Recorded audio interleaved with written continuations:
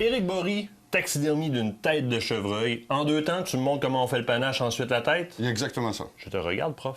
OK, merci. Bon, pour faire une calotte de chevreuil ou une calotte d'orignal, c'est juste une simple façon. Je ne veux pas la couper parce que lui, on doit faire une tête.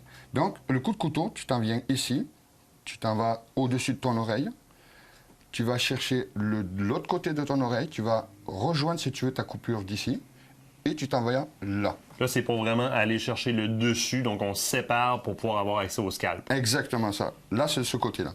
Ensuite, on y va au niveau de l'œil. Tu vas pareil au niveau de l'œil, tu t'en vas chercher le dessus du museau, tu t'en viens de l'autre côté, et tu fais la même chose ici. Et là, ici, on va répéter, on va passer derrière l'oreille. Exactement ça. On répète la même chose. On fait ça ici. On s'en va au-dessus comme ça. On va rejoindre notre coupure ici. Et on descend là. Puis après, quand tu commences à dégager ta peau, tu en vas avec ton couteau, tu vas au centre de ta rosace, tu donnes ton coup de couteau. Voilà. OK. Mais pas comme ça. Il faut aller à l'intérieur. Parce que si tu donnes ton coup de couteau comme ça, tu vas couper tout ton poil. OK. Donc, tu vas par en dessous. Donc, on perce la peau et on monte jusqu'à la rosette. Jusqu'à la rosette. Et après, avec ton coup de couteau, tu fais tout autour. Là, on n'a pas besoin quasiment de 2 couteaux, parce que ça s'arrache tout simplement. OK. L'orignal, oui, tu as besoin de ton couteau, mais le chevreuil, ça se décale tout simplement. Et là, ça c'est la façon pour aller sortir le scalp, dans le fond, dégarnir le dessus pour avoir accès et faire un panache monté avec lequel on pourra garder le poil ou pas. Tout à fait, exactement ça. Puis après, pour les gars, pour qu'ils s'en vont dans l'Ouest canadien, là, ils sont obligés de le faire. Puis tu prends ta scie, puis tu le coupes comme ça, ton os.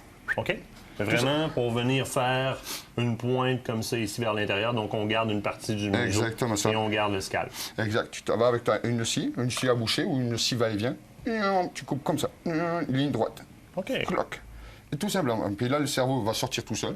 Il n'y a quasiment plus de viande. Puis le gars peut prendre sa calotte, met du sel, ou il la met au congélateur, puis il emballe son panache, puis merci, bonjour. Terminé, c'est fini. Ça, c'est pour le scalp. Maintenant, celui-là, tu le fais en tête complète. En tête complète. C'est un chevreuil de ligne anticaustique qui vient de rentrer. Donc, là, on va commencer. Pour faire une tête, il faut faire un Y. Avec le couteau. Derrière le panache. Donc, Derrière le panache. avec une ligne imaginaire entre les 2 cordes. Exactement. Tu vois, ici, c'est un poil court et un poil long. Donc, on va faire la jointure ici. OK. Tu vois, là, on va chercher le poil. OK. On va faire attention parce que là, il y a du velours. On va faire de l'autre côté la même chose. Donc, tu vas conserver le velours sur celui-là. Oui. Ce qui veut dire que tu vas traiter le velours au formol pour qu'il tienne sur les cordes. Exactement ça. Ça prend un mois et demi à peu près pour traiter le velours. Ensuite, bon là, on dégage tranquillement notre peau. Il ne faut pas essayer comment dire... Pas y aller trop vite. Puis là, je vois que tu joues sur la ligne encore là des 2 poils au niveau de la base de la cornée. Il y a un anneau sur le base du panache. Là, tu es bien décollé, dans le fond, tu as ton départ sur le base. Et là, je vois tout de suite que tu es en train de tirer et ça se dégage tout seul par la suite. Tout à fait. Mais là, il faut que je fasse attention quand même, parce que là, il y a le velours. Oui. Je ne veux pas couper mon velours. Parce qu'on veut le conserver. Hein. Il y a certains chasseurs qui vont choisir de dégarnir les cornes. Oui. Dans ce cas-ci, on choisit de le conserver, donc l'opération est un peu plus minutieuse. On ne veut pas endommager la base du velours, évidemment. Parce qu'un poil coupé, tu me le dis souvent, ça se raccommode très difficilement. Exactement ça. C'est la raison aussi pour laquelle tu es passé par en tour pour faire ta coupe, comme tu expliquais tout à l'heure. Exactement ça. Là, on arrive sur la base de l'oreille. Oui. Donc, on va chercher, on rase. Donc, tu viens chercher l'attache de l'oreille, donc le conduit auditif, on vient le raser. Tout à fait. Très près. Très. Tu vois, ça se décolle tout seul, tu vois, je vais donner un petit coup, ça se décolle tout seul. Il faut faire doucement quand même, parce que des fois, tu le déchires. Donc, dans les premières fois, j'imagine que tu vas conseiller de beaucoup plus suivre pour vraiment détacher avec la lame. Tout à fait. Non, oui, ça se détache.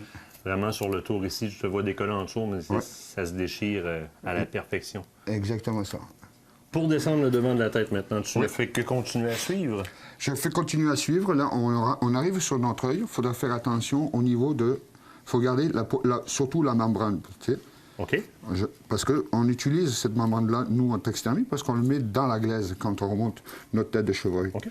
Donc, on y va avec le doigt. Tu vois, regarde, il ne faut pas avoir peur. Pour savoir où ce que tu es, rendu. Oui, OK. Donc, OK, je comprends le tour. Donc, le pourtour de la membrane, là, Exact. Le globe oculaire demeure, il reste dans le fond. Exactement ça. OK. Donc, on y va. Ça te permet de partir avec les cils de l'animal, donc avoir le pourtour de l'œil parfaitement. Tout à fait. Génial. Parce que si on a des trous dans ton œil, là, c'est pas terrible. Non. Non. Le trou naturel, c'est une chose, mais pas les autres. Puis là, il faut faire attention aussi, tu as la glande, au niveau de ta glande. La glande lacrymale, qu'est-ce que tu en fais? Ben là, je vais la chercher. Je la décolle avec mon scalpel, je vais la chercher. Ah oui, puis regarde, on voit encore bien comme il faut, là. On a le coin, on a la partie de la glande lacrymale encore qui est là. Tout à fait. Donc, le montage va être plus facile. Comme ça va faire un œil qui ne se décollera pas. Exactement ça. Et cette membrane-là, j'en ai besoin au niveau taxidermie parce que je la garde. Puis je dédouble aussi ma paupière pour pouvoir le dédoubler pour qu'il sèche le plus vite possible. OK. Là, on arrive à la mâchoire, ça peut être un bon obstacle? Oui, là, c'est un bon obstacle. Là, on est rendu carrément, tu vois, à la mâchoire. Ici, c'est à l'intérieur, là. Donc, on va décoller, si tu veux, la peau, ici. On prend un couteau. Oh, quand voilà. même. Quand même.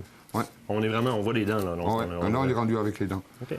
Donc, on continue, là, toujours pareil. OK. Il faut vraiment couper au ras de tes dents. OK? Parce que cette peau aussi, c'est la même chose. On en a besoin. Donc, on va... Tu dois aller rattacher, toi, par la suite. Exactement ça, parce que ça va dans la forme. Donc, j'ai besoin de ça, parce qu'avant, dans les années 60, ils utilisaient beaucoup de clous pour pour faire la taxidermie. Maintenant, tu n'en mets plus nulle part de clous. Rendu au nez? Maintenant, on est rendu au nez. Donc, on continue toujours. Là, j'ai changé d'outil. Oui. J'ai repris mon scalpel, parce que bon, je suis pratiquement au bord. Là, on va chercher... Tu coupes la truffe, là. Oui, exactement ça. Exactement ça. Tu la laisses après la peau, tu fais pas le détourage? Non. Ça se fait après dans la taxidermie. Hein? Et j'y vais doucement.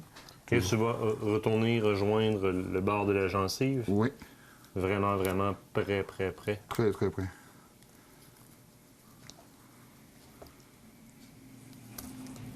Et voilà. Voilà ton nez, il est là. OK. Là, le nez, on va le dédoubler. Je le dédouble quand je fais un niveau de taxidermie. Et on fait la même chose pour la mâchoire inférieure. Et on a un très beau masque d'Halloween. Tout à fait, je ne le mettrai pas cet automne. Non, on faisait pas la démo, non? Non. Okay. Attends, je passe mon tour. Donc voilà, regarde.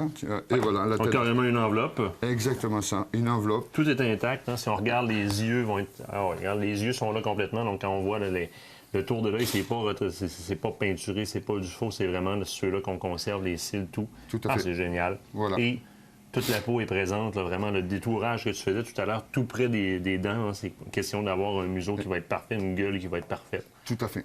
Génial. Et ceux qui s'en vont dans l'ouest, tu vois, ici, dans celui-là, il y a beaucoup de viande. Donc, il faudrait enlever la viande, les morceaux de gras, dédoubler les oreilles, dédoubler les babines et le nez, puis mettre du sel, puis il peut le conserver sans problème. Il faut que ce soit vraiment dégraissé.